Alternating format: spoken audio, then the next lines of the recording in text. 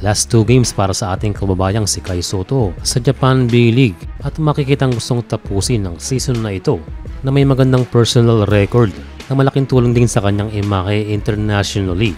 For this game ay iba talaga kapag naandyan si Yuki Kawamura dahil mas nagiging productive ang ating kababayan at nagko-complement sa bawat isa, kagaya nito na Sotto to Kawamura connection. Ang maganda naman sa mga last few games ni Kai ay sadyang umangat ang kanyang confidence. Automatic yan na siya ay makakapag-contribute ng magandang numero para sa team. Hindi na rin tayo magtataka. Napapirmahin muli itong si Kai Sotto ng Yokohama B Corsairs at ibigay sa kanya ang best offer outside NBA, kaya ang advantage ay nasa B-League.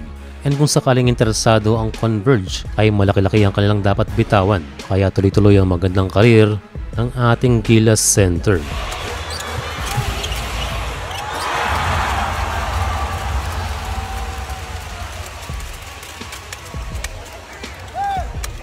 Well, napakalaking bagay ang pag-i-improve ng outside game ni Kai Sotto at makikita kung gaano natutuwa ang kanyang mga teammates.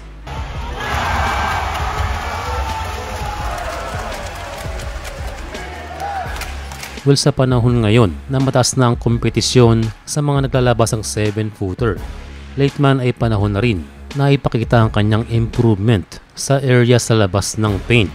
And bonus na lamang ang mga dunk na ito na matagal nang ginagawa ni Sotto. Pero in fairness ay may improvement din sa kanyang mobility at agility. Kaya kung sakali na siya ay makapasok muli sa NBA Summer League, hopefully ay magawa niya ang ganyang laro. And again, hanggat wala doon at makaharap ang mga mas athletic na defenders ay mahirap mag-predict. Para sa game na ito ay nasa kanyang advantage over Nick Fazekas. Inanunsyo na nito ang kanyang retirement, kaya kahit paano ay naabutan pa ni Kai ang Japanese naturalized legend.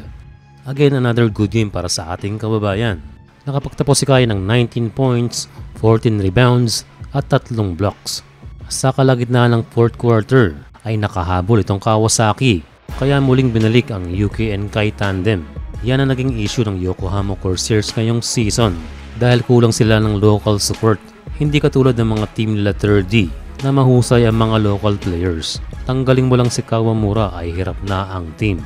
Speaking of Kawamura, ay binuhat ito sa 4th quarter ang Corsairs pero nauwi sa overtime ang game na ito. Pagdating ng OT period ay nakuha ni Kai ang unang 2 puntos pero kinabahan ng lahat kasama tayo sa injury scare ni Kai. Pero salamat ay okay lang ang ating kababayan at pinagpaglang ang kanyang tuhod. Talo sila Kai sa game na ito sa score na 98-92. Well, kahit pa man ang resulta, ang mahalaga ay hindi na injured ang ating kababayan.